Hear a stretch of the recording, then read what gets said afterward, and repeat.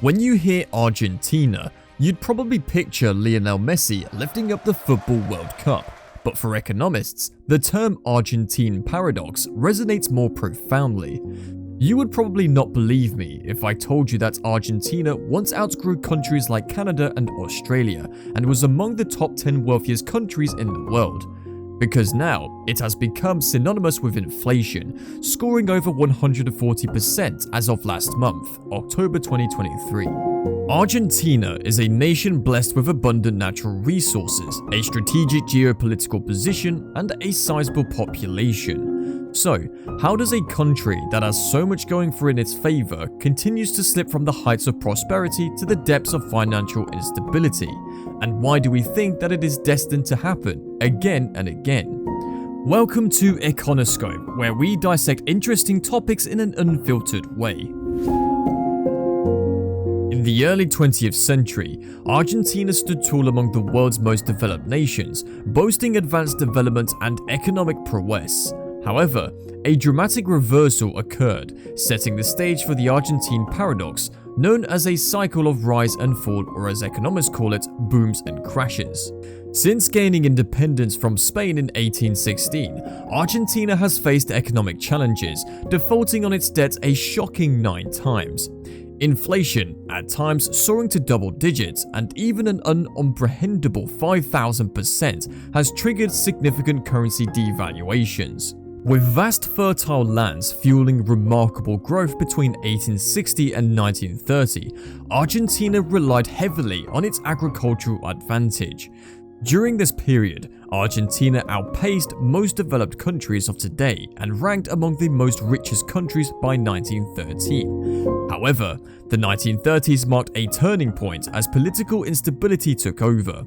A military junta seized power, ending decades of civilian constitutional government.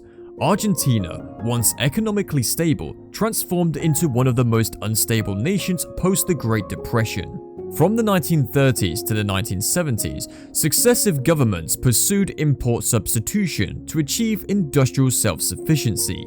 This strategy, while boosting industrial growth, led to a significant decline in agricultural production. By 1962, Argentina's per capita GDP surpassed that of Japan, Italy, and Spain. Unfortunately, the end of import substitution in 1976 didn't bring relief, as rising government spending, wage increases, and inefficient production fueled chronic inflation through the 1980s.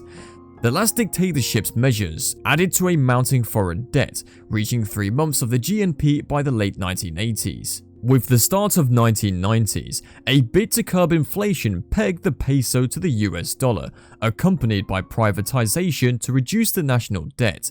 Yet, a recession at the turn of the 21st century led to a default, and the peso was devalued once again. While the economy recovered by 2005, Argentina faced defaults in 2014 and 2020, cementing its position as a country grappling with the complexities of sustaining economic prosperity. So, Argentina and stable economy are like a hot high school couple that keeps breaking up and getting back together. So, Argentina and stable economy are like Ross and Rachel from Friends. They'd look great together, but something always comes up between them. Now that you are all caught up on Argentina's economic story, let's move on with why Argentina will stay stuck in this loop of economic growth and collapse. As Argentina navigated the post-World War II era, a pivotal decision shaped its economic destiny, and that brings us to our first reason why Argentina's economy might continue to face challenges.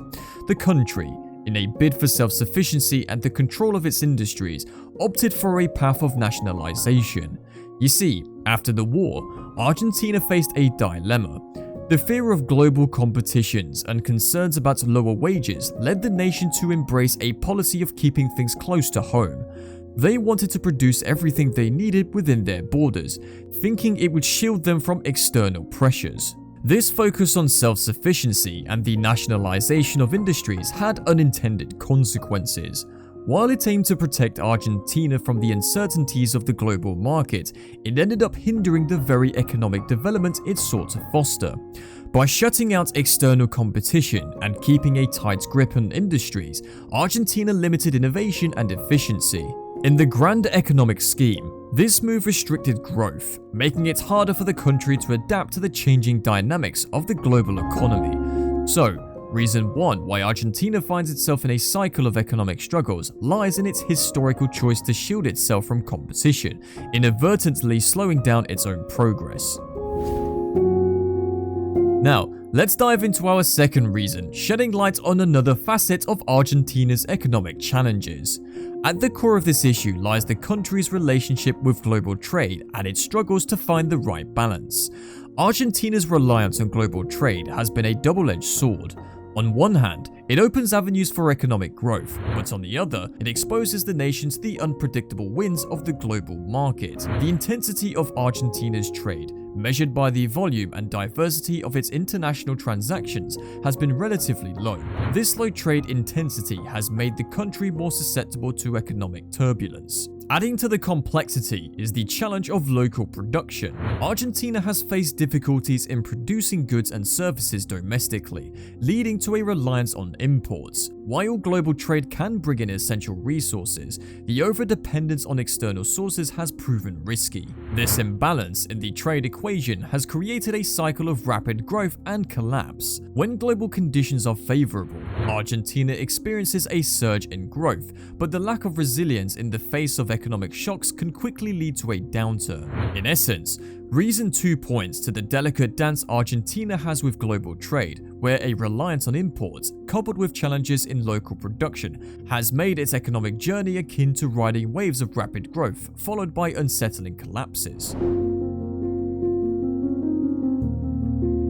Now, let's explore our third reason, an endless cycle marked with charismatic leaders, promises of economic modernization, and a perilous dance with debt-funded industrialization. In Argentina, charismatic leaders have often taken the stage, promising a leap into economic modernization. Their vision usually involves ambitious projects and industrializations fueled by debt. While this approach may spark short-term growth, it sets the stage for a looming threat: inflation and economic crisis. It is always a government doubling down on promises, pumping funds into industrial projects, and fueling growth. However, the flip side emerges as debt accumulates, inflation sets in, and the economy finds itself on shaky ground. The surge in economic output within a short span is often accompanied by the harsh reality of unsustainable financial practices. Adding to the complexity, the government often intervenes with limits on currency transfers and special rules for specific industries. Despite the double-edged economic output in just 2 years, these measures create an intricate web of economic challenges. This reason highlights a reoccurring pattern: charismatic leaders steering the ship towards debt-driven modernization,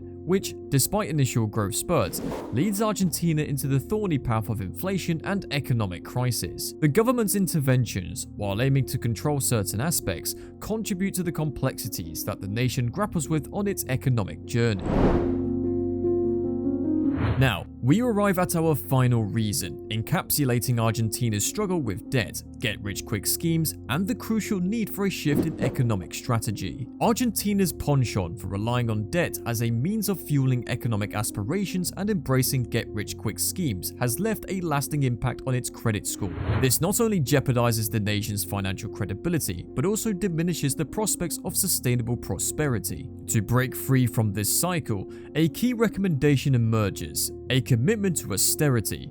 By adopting a more conservative fiscal approach and reducing protective measures, Argentina could create an environment where industries can flourish without constant government intervention. The crux of the matter lies in the nation's unstable economy, marked by a lack of innovation and an over-reliance on basic agricultural goods. These factors, combined with the persistent pursuit of short-term gains through debt, pave the way for inevitable economic crisis and hinder the growth of per capita income. In conclusion, Argentina's road to economic stability necessitates a departure from the charm of quick fixes and a more disciplined embrace of sustainable practices. By fostering an environment of economic autonomy and shedding the shackles of excessive debt, the nation can pave the way for a future that breaks the cycle of failure, allowing for genuine and lasting prosperity. And that brings up the end of our video. Is there anything you'd like to add to this topic? Feel free to comment your thoughts below and tell us what should we cover next on this channel. Make sure to leave a like and subscribe to our channel so you get regular updates. That's it for this episode.